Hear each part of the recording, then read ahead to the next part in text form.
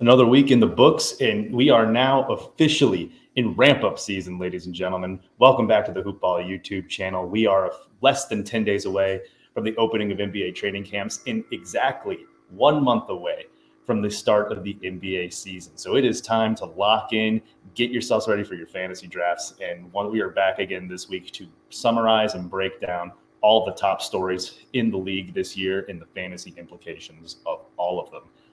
Like last week, all of the blurbs that you see in this video are brought to you by the hoopball.com blurb feed. You check the link in the description. It is the top of the line stuff, guys. It is the best place on the internet to get breaking NBA news and the fantasy analysis tied into it faster and more effective than anywhere else on the internet.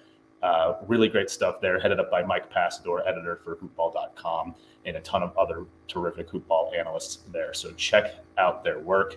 And without further ado, let's just dive into the top stories of this week. And of course, that means we're going to start in Houston. We all have heard this story by now. John Wall and the Houston Rockets have agreed to part ways for the 2021-2022 season. Whether that means he is going to be traded or bought out, it remains to be seen. It is not all that clear what the most logical route would be for a separation there. There are not many trades that make sense that are on the table. A buyout of Wall's $92 million 2-year contract that he has left on the books just doesn't seem all that logical either. So it's kind of a stalemate. The expectation is that John Wall just doesn't play at all this season, which takes him off the boards for your fantasy drafts, particularly in points leagues, where I know that he's a pretty solid player in those types of formats. And, we did a video on this subject earlier this week that you can also check out up at the top right, I believe, is where I'll put that. I did a deep dive on the fantasy basketball implications of Wall missing the season and who will step up for him in Houston. But to summarize the points made from that video, and it's still worth checking out, and I do pour into some of the data there. But the takeaways that I had were that Kevin Porter Jr. is a clear trend up kind of guy. He's going to be the starting point guard in Houston, most likely. I think that's good for him in points leagues, like really good for him. But in category leagues, I still have a lot of questions about his ability to get his percentages in check, the turnover situation, and the lack of defensive stats. It makes him a very tricky guy to roster in those types of leagues. On the other side, though, I think Jae'Sean Tate is another guy who stands to benefit a lot from this move. I think that this clears up a pathway for him to start at small forward. And if he gets to a 30-minute a night role, I think that he becomes a very interesting category leagues player. He is someone who is very versatile, can get you some boards and assists, a little bit of threes, but the steals and high field goal percentage numbers are really where he shines. He's a unique player and someone I'm pretty high on heading into drafts. At the moment, he's being drafted around the top 120 range. Kevin Porter Jr. is around the top 100, but certainly rising given this news about Wall. So yeah, I mean, that's just the hard line notes there, but go ahead and check out that video and where we look at some of these games without John Wall last year and highlight these numbers for those two players when he wasn't on the floor.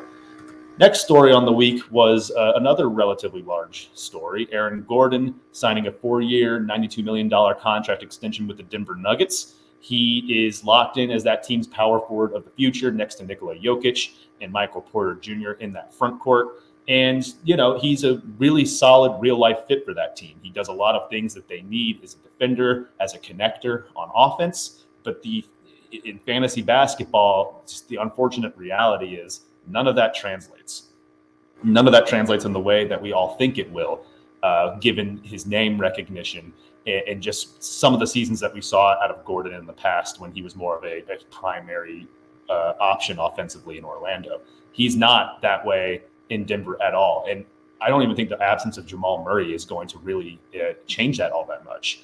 I mean, just as a refresher, last season, Aaron Gordon was well outside the top 200 in 9 category leagues, outside the top 150 in 8 category leagues. And depending on your points settings, I think in most standard point settings, he wasn't really a top 100 player in those formats either. The Denver trade did not unlock him offensively.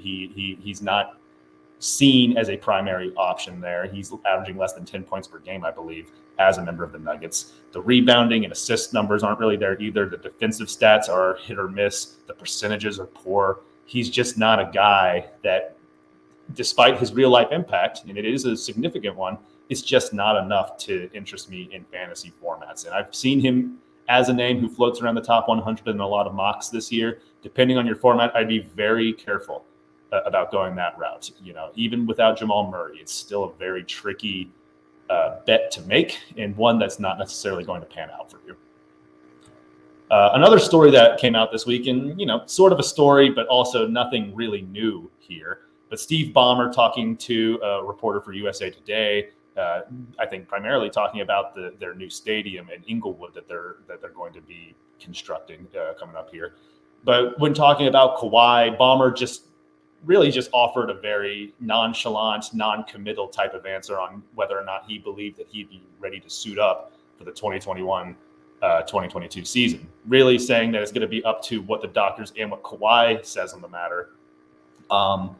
And again, I'm not breaking news. Y'all know that Kawhi is not going to play pretty much all this season. I think that if you think that there's a chance that he plays towards the end, maybe stop thinking that. I just don't think that there's any reason to believe that that's going to happen, considering the player we're talking about here and the injury history and his importance to the franchise. There's just few roads that I can see him playing any games at all this year, which obviously takes him out of consideration for drafting in any fantasy format. There's just, again, this is the type of stuff that you hear about Kawhi. The news is going to be very sparse, but it's just worth remembering that this is a long, long recovery from an ACL injury, and it's unlikely that he plays any games at all this season. So he's someone that should not even be on your board in any format. Obviously, again, I've said obviously 5 times in this video, in this particular segment here. I think it goes without saying that this is, we can just move on. Another injury-related news, somewhat, in a sit-down interview with Chris Kirschner of The Athletic, Hawks guard Bogdan Bogdanovic says that he is 100% healthy and ready to go. He was talking in reference to a knee injury that he sustained in the NBA playoffs. It wasn't the knee avulsion fracture that he missed a lot of time with to start the year. But maybe we don't really know exactly what the injury was when he dealt with it in the playoffs. But he had a noticeable lack of lift on his jumper, lack of mobility for a few games against Philly following that injury. And there might be some concerns that maybe he had some off-season procedure done to address it. All things seem to indicate, though, that he is fine and that that there's no real concerns that he's going to be hampered in training camp, which is a good sign. That's what you want to hear. Again, one of the golden rules of drafting in fantasy basketball and fantasy sports generally is to never target a guy who's not healthy entering into the season, because you're just opening the door to a whole lot of risk and inconsistency there. So Bogdanovic figures to be a go. He's someone that's going around the 80s, late 80s, early 90s range in fantasy drafts, and I've talked a lot about him on this channel. I like his prospects of being a top 100 guy this year, even if the Hawks are fully healthy and have a full complement of players. He's a very important one for them. And given what we saw, like top 40 stuff playing under Nate McMillan last year, I think that if you can get him in the range that he's being drafted at now, you're getting yourself a value guy in 9 category leagues. A couple more stories here, and these are really just some small end of the bench updates for some teams. Dante Exum is signing a contract to return to the Houston Rockets. Everyone knows the deal with Exum. He can't stay healthy. Unfortunately, he's dealt with a lot in his NBA career. He's always been someone who has been somewhat interesting whenever he has an opportunity to play minutes. And to be fair, I only bring him up here in this video because Houston has holes at point guard. Kevin Porter Jr. is their starter, but they could use a backup. I mean, you have DJ Augustin there right now, but chances are he doesn't last the season in that role. If Exum can make the squad and maintain some semblance of health, maybe carving out a role off the bench. I'm dropping a lot of maybes here. Then he is just someone that, you just want to be aware of in the depth chart. We'll leave it at that. He is not someone that I have a high expectation for as a reserve on this team. But, you owe it to yourself to know who steps up if there's ever going to be an injury in the lineup where those guys could fill in and whether or not they have fantasy stat sets that would be worthwhile. And Exum is a guy at the very least, who has a worthwhile stat set if he can ever find some time on the floor. Last bit of news is another end of bench roster signing, Leandro Balma, draft and stash first round pick from the last 2020 NBA draft. Excuse me. Balma is making his way overseas, joining this roster in Minnesota. He is a very interesting prospect. Scouts are pretty high on him. He is a 6'8" sort of point forward type. He played for FC Barcelona this past season, 21 years old. He's gonna fill out into that bench in Minnesota as a guy who could facilitate in certain situations and maybe offer some defensive versatility if he ever gets on the floor, which he shouldn't if Minnesota's healthy. But if they're not, he's just he's an unknown prospect that has an interesting stat set to him. He's probably a couple of years away from being a productive NBA player. But again, just he's a name that he's in the States now. He's on an NBA roster. You might not have known about it, but now you do. He will be there for that rookie season. And if he does get any playing time, I'd be curious to see what kind of stat set would come alongside that skill and size that he possesses. So that's really all the big stories of the week. Like I said, training camp's less than 10 days away, so we are about to get hit with a heavy dose of them. Once you get to training camp, that's when all these local reporters start dumping information that they have found out from teams. We get to know where certain players are in recovery from off-season surgeries, what have you.